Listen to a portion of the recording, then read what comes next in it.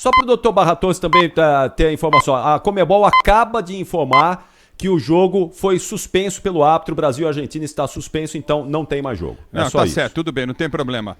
Doutor, só para falar um negócio aqui, a gente sempre elege o craque do jogo aqui na Rádio Bandeirantes, o Neto no comentário, eu narrando o jogo, o craque para mim, o craque hoje é a Anvisa. O craque do jogo é a Anvisa. Tá bom, doutor? Ok, minha gente. Obrigado. Rapidinho, doutor.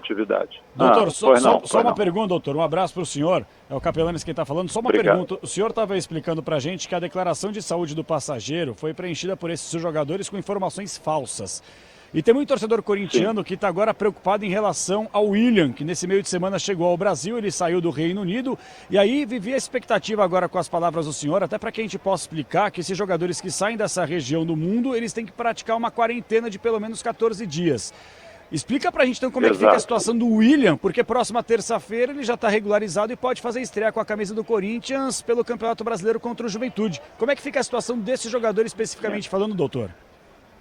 O brasileiro nato, nós não podemos impedir cidadãos brasileiros de voltar à terra natal. Então o brasileiro nato, ele vai preencher direitinho, com a verdade, a declaração dele, mas ele vai guardar uma quarentena quando chegar no Brasil e será acompanhado, será monitorizado, vai receber lá os contatos das secretarias de vigilância sanitária do local aonde ele estiver fazendo sua quarentena. Então é isso que vai acontecer com ele. É diferente do que tivemos hoje. Hoje tratavam-se de estrangeiros que passaram por um desses 3 países constantes na portaria interministerial. Então, no caso do nosso craque brasileiro, eu quero crer que não vai ter nenhum problema, ele é cidadão brasileiro.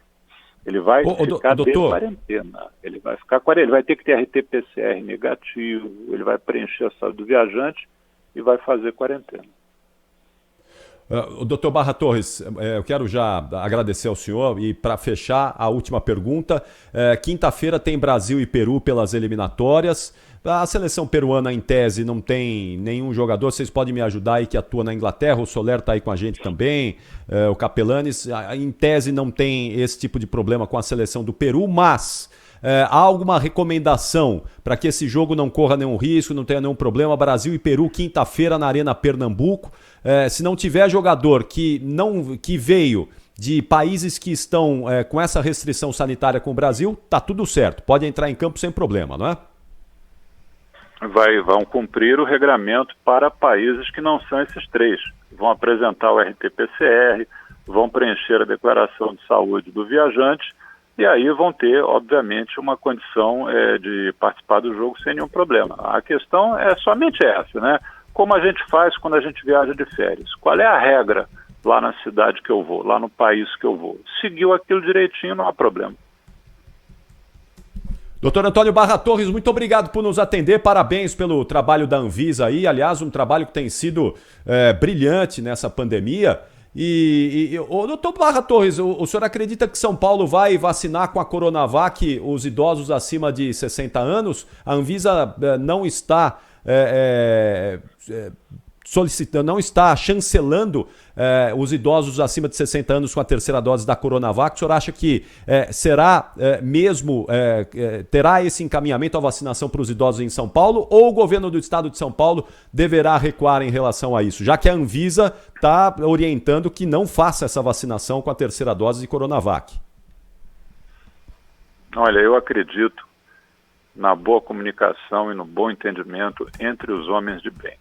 Então, nossos cumprimentos aos nossos paulistas, os paulistanos, aos cidadãos de São Paulo. Eu acredito que com o diálogo e com a boa ciência, tudo se resolve quando o enfrentamento é de um inimigo da nossa saúde. Então, você colocou aí qual é a nossa posição e como estamos diante de um fato ainda futuro, né, eu acredito que haverá o bom entendimento e que a ciência vai prevalecer. É nisso que a gente acredita.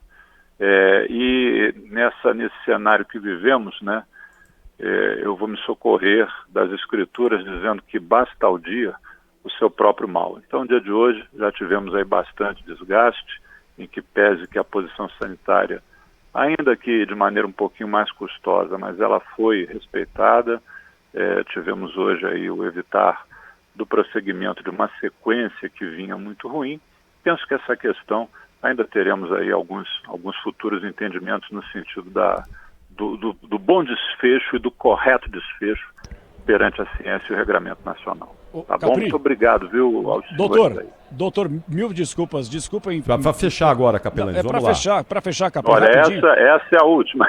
Não, eu prometo que é a última. Eu prometo que é a última, até aproveitando aqui essa entrevista. É assim, o que está pegando aqui, doutor, até vai gerar tempo para debate nesses próximos dias em relação a esses jogadores, os brasileiros. O senhor deixou bem claro que essa questão que vocês não podem impedir um cidadão de retornar ao seu país, mas também há uma questão a ser debatida, porque eles estavam nessas regiões que estão passando por esse período, por esse problema, e eles estiveram reunidos a muitas pessoas que desembarcaram.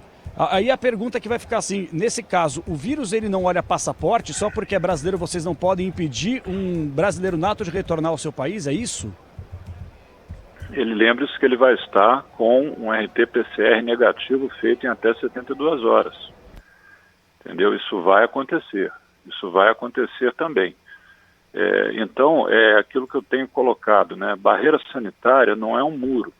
Até aqueles países, né, e nós conhecemos alguns que têm fronteiras rigorosíssimas, países extremamente fechados, existem vários no mundo. Infelizmente, eu acho, porque a fronteira hermética acaba evitando que progresso, que intercomunicação ocorra, né? Mas, enfim, esses países existem. Nenhum deles conseguiu imunidade no sentido de não ter casos da pandemia no seu território. Então, as barreiras são medidas razoáveis, medidas que permitam que aquele país continue vivo, porque todo mundo hoje em dia depende do produto que está no país vizinho, é ou não é?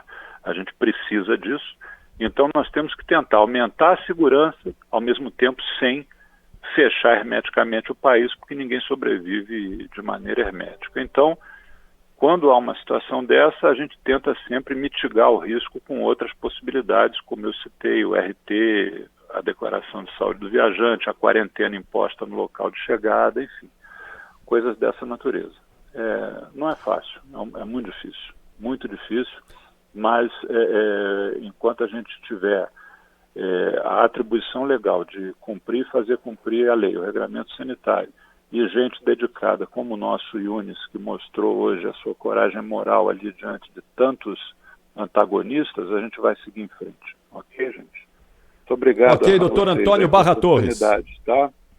Muito obrigado. Bom trabalho para o senhor aí, uma boa semana. Muito obrigado, um abraço. Obrigado.